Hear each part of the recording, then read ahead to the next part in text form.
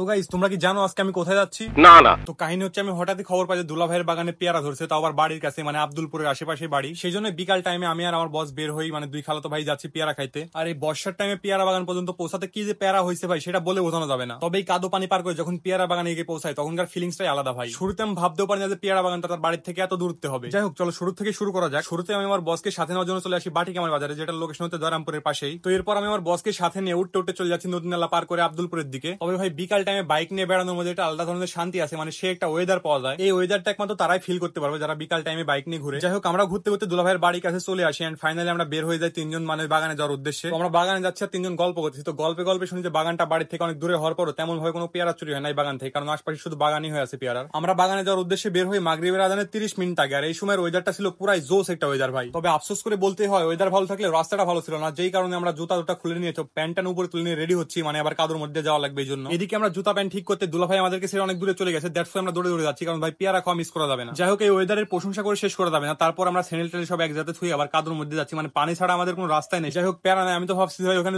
পুকুরও বাদে পুকুর দুর্গার সাঁতরে যাবো, তাও পেয়ারা খাওয়া লাগবে। ভাই কি অবস্থা, ভালো আছেন? হ্যাঁ মোটামুটি ভাই। ভাই বাগানটা কয় বিঘি, মানে কত? এখানে তোমার 1.5 বিঘা জমি, এর মধ্যে অর্ধেকের পুকুর করা আছে।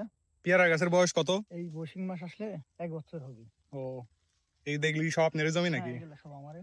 সাবাস, কঠিন বড় লোক দুলা ভাই, দেখেন। যাই হোক, ফাইনালি চলে আসছি পেয়ারার বাগানে। আর এই যে আমাদের বস পেয়ারা দেখাচ্ছে আর খাচ্ছে, মানে প্রচুর খুশি ভাই। যাই হোক, বসই আগে পেয়ারা টেস্ট করলো, তারপরও পেয়ারা নাই ভাই। আমি একটা পেয়ারা পাই আর আমিও টেস্ট করতেছি, মানে আমার হাতে ক্যামেরা আছে, বসে দিয়ে প্যাকেটের খুলে তারপর আমি খাচ্ছি। আর গাইস, বাগানে ভাই পানি বেড়ে থাকার পর যে একটা গাছ মারা যায়নি, এটা সৌভাগ্যের ব্যাপার। আর এই পানির মধ্যে আমি আর বস চিল করতেছি আর খাচ্ছি, আর দুলা ভাইয়ের তো মন খারাপ ভাই। তবে পেয়ারা খাওয়ার জন্য কিন্তু নয়, বিষয়টা হচ্ছে আজকে আমার দুলা ভাইয়ের মন খারাপ, তারপর আমরা হাসানোর চেষ্টা করতেছি। মানে কি জন্য মন খারাপ শুনবেন?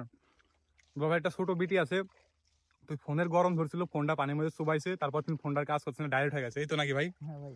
এই জন্য ভাইয়ের মন খারাপ, একটু হাসি কম। আমরা হাসার চেষ্টা করতেছি, তাও হচ্ছে না ভাই।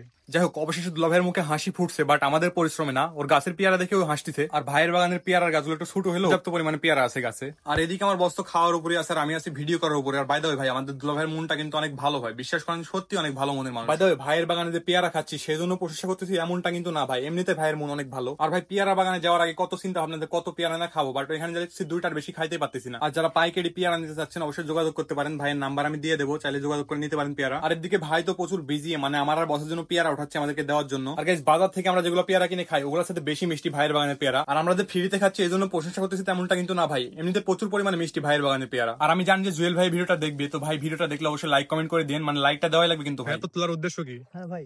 আরে দাম কি কম? তোমারে দেওয়া লাগবে না দাম ভাই, বেশি? দাম এখনই বেশি। ভাইয়ের মন বড়, দেখেছেন কি দাম বেশি, তারপর আমাকে দিচ্ছে। হ্যাঁ, তো কি হয়েছে, তোমরা দিবে না, খাবে না? আসো আসো আসো। যাই হোক গাইস, ভিডিওটি শেষ পর্যন্ত দেখার জন্য অনেক ধন্যবাদ তোমাদেরকে। আর রেডি থাকো তোমরা, আবারও আগের মতো ভিডিও আসবে। চিল ব্রো, চিল।